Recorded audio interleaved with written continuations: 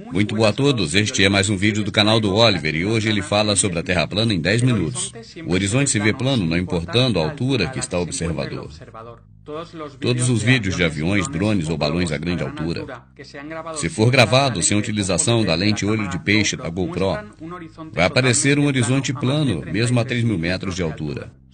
Somente a NASA e suas comparsas mostram algum tipo de curvatura nas suas imagens falsas feitas em computador. No entanto, o horizonte vai se encontrar sempre à altura dos olhos, na medida em que vamos ganhando altura. Assim você não tem que olhar para baixo para vê-lo. Se a Terra fosse uma esfera, sem levar em conta seu tamanho, o horizonte não se elevaria, ficaria fixo e teríamos que olhar para baixo para poder enxergá-lo.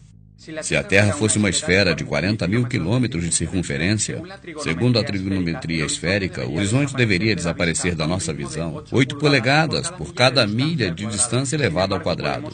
No entanto, você enxerga objetos em distâncias que jamais poderiam ser visíveis se houvesse a tal curvatura. Você vê a cidade de Chicago a partir de Michigan a uma distância de 96 quilômetros. Isso seria impossível se a Terra fosse uma esfera, porque ela estaria oculta atrás da curvatura a 2.354 metros. A característica física da água é de estar e permanecer nivelada. Quando este estado está afetado por alguma influência externa, o líquido vai se mover até recobrar seu nível. O que observamos no mundo real é que a superfície de toda a água em repouso sempre forma um plano horizontal. A Terra esférica giratória não é consistente com essa propriedade da água, mas num plano imóvel, sim, claro é. Segundo a teoria heliocêntrica, a Terra se encontra girando e orbitando pelo espaço sideral a milhares de quilômetros por hora. E sem dúvida nada você sentiu ou ouviu a respeito de sentir alguma coisa desse tipo. Todos os experimentos científicos feitos aqui na Terra provam que ela não se move de jeito nenhum. Se a Terra estivesse rodando, os tipos de voo seriam muito diferentes dependendo das direções dos aviões. Um avião voando em direção oposta à rotação terrestre percorreria uma distância muito maior do que o avião que está voando em direção oposta na mesma velocidade. Na verdade, e o que você já sabe, é que os tempos de voo dos aviões são sempre os mesmos para qualquer lado. Se a Terra estivesse girando e orbitando conforme nos contaram, seria impossível a estrela polar Polaris estar sempre acima do Polo Norte na mesma posição. E ela está lá, sempre fixa no céu. Ela sempre foi referência para a navegação. Do mesmo jeito, as constelações não mudaram de lugar no mínimo ao longo da história. Isso é incompatível com a história da rotação em órbita terrestre. Se a Terra estivesse girando, a fotografia noturna de larga exposição, que são chamados Star Trails, não mostrariam jamais o círculo perfeito que as estrelas realizam ao redor da estrela Polaris. Mostrariam linhas irregulares. Com isso se conclui que são as estrelas que rodam ao redor de Polaris numa Terra imóvel. Segundo a teoria da gravidade, um objeto menor será atraído por um objeto de maior massa. E, sem dúvida, não há nenhum experimento na história da humanidade jamais mostrou que um objeto de menor massa é atraído por aquele de maior massa. Segundo a teoria, a gravidade faz com que o mar se mantenha agarrado à Terra esférica giratória. E você sabe que a água jamais vai ficar presa numa esfera, ainda mais se essa estiver rodando. Todos estes fenômenos atribuídos à gravidade nunca, jamais foi observado no mundo real. Portanto, de acordo com o método científico, isso não está certo, pois esse tem um critério a ser adotado.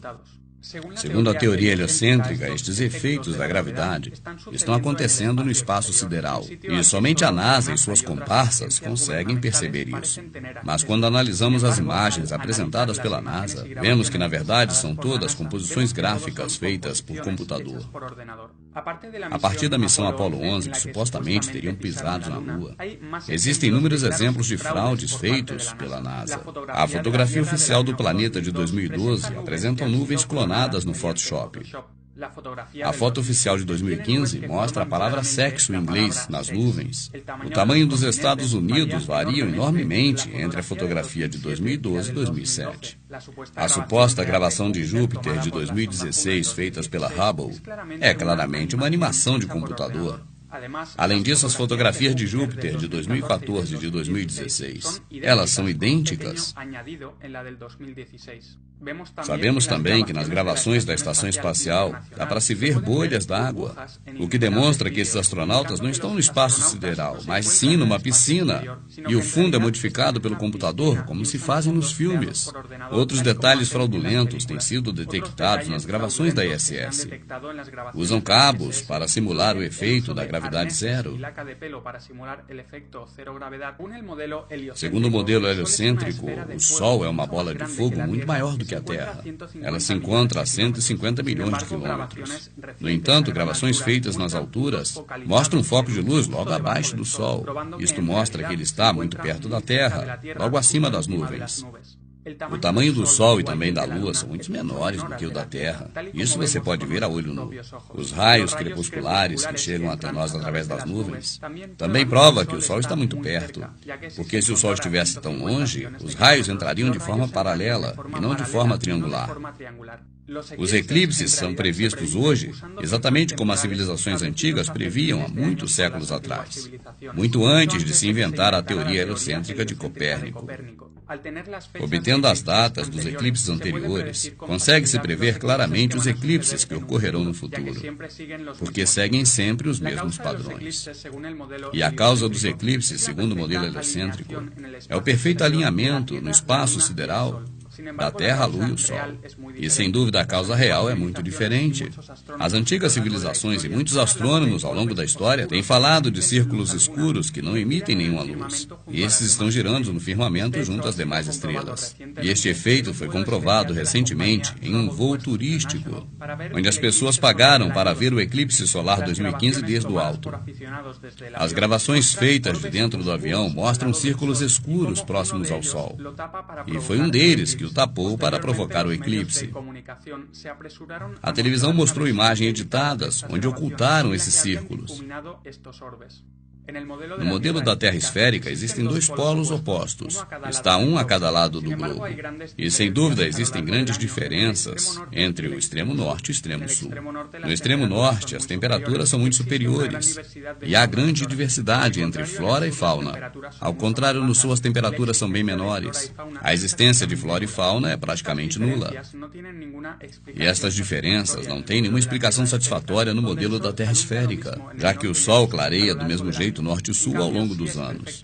Ao contrário, é totalmente lógico na Terra plana.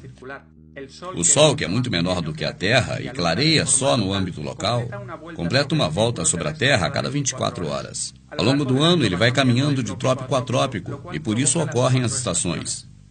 Ao percorrer uma distância bem menor na circunferência do norte, ele circula muito mais lento do que no sul, e por isso que a temperatura é mais elevada.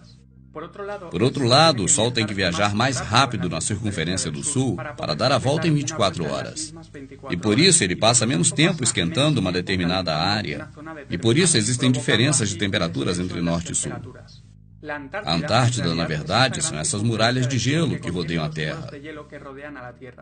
Quanto mais a notícia se espalha, mais as autoridades proíbem o acesso a essas áreas. A pesquisa e investigação por parte de cidadãos são proibidas. O Polo Sul, portanto, não existe. O que existe é um eixo magnético localizado no centro da Terra. As provas da existência do Polo Sul mostradas pelas autoridades são algumas bandeiras e uma bola metálica. No entanto, esses objetos podem estar localizados em qualquer ponto aleatório ao largo da circunferência de gelo. Também jamais foi feita uma circunnavegação passando pelos dois polos da Terra esférica. Só se fazem círculos na Terra de leste a oeste, oeste e leste, justamente porque é a única circunnavegação que pode ser realizada num plano. As circunnavegações polares que disseram que fizeram são creditadas às pessoas das famílias Rothschild e do governo, e o mesmo acontece com as viagens espaciais. As verdadeiras estrelas e planetas são muito diferentes dos gráficos criados pelos computadores da NASA. Na realidade, são luminárias que mudam constantemente de forma e de cor. Hoje, elas podem ser enfocadas normalmente com câmeras modernas. Então fica provado que não são esferas gigantes que estão a milhares de quilômetros de distância, mas que são, na verdade, luzes no firmamento e estão a poucos quilômetros da Terra. Siga o canal, faça sua inscrição, porque o Oliver continuará falando destes assuntos. E como sempre, muito obrigado e até o próximo vídeo.